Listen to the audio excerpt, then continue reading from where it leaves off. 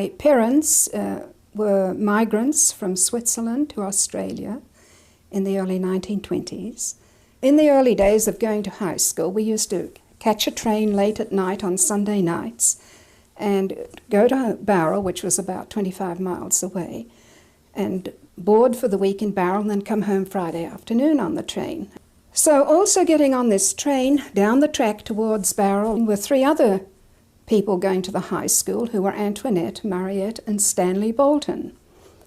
Of course, in the course of conversation, they told us that they were Baha'is.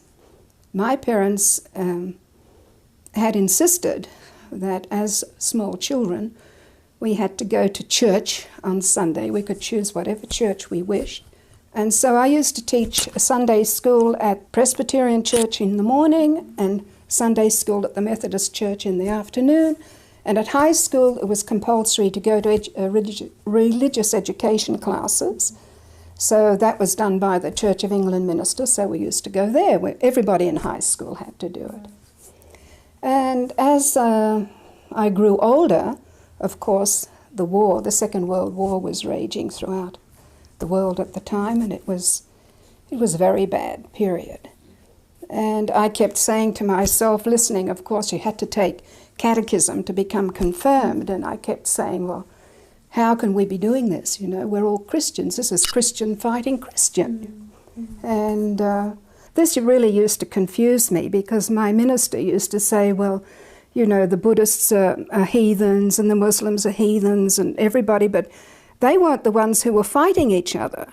It was we Christians who were fighting each other. And then I was bothered about the concept that a child was born in sin. I couldn't see how a tiny baby or embryo in the mother had any choice on how it was going to be born. So I asked these questions of the minister when my confirmation came round, and he couldn't answer them to my satisfaction, so I never got confirmed. We kept up our discussions with our friends, and they told us about their religion, which was the Baha'i faith. My brother and I were very curious about this. I was about 14, 13, 14 at the time. And we started asking them for books and asking them about it, and we read something about it. And then my brother and I decided that we wanted to be Baha'is because we found from reading the books that this man, Baha'u'llah, who claimed to be the return of Christ and the return of all the messengers of God, had brought a new world order for this day and age in which he said the time had come for the whole world to begin to live in unity. And he actually gave a plan on how this could be achieved. And I had been thinking, myself about Christianity. Well, Christianity had had 2,000 years, and we still haven't achieved unity.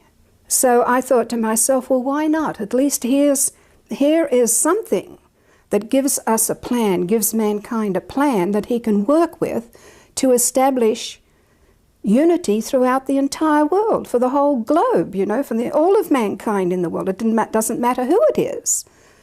But then I still had my reservations about this man who was called Baha'u'llah. And I thought, now I have to read something from his own writings. And I started reading this wonderful book called the Selections from the Writings of Baha'u'llah. And I got through the first page of that book and I said, this is enough for me.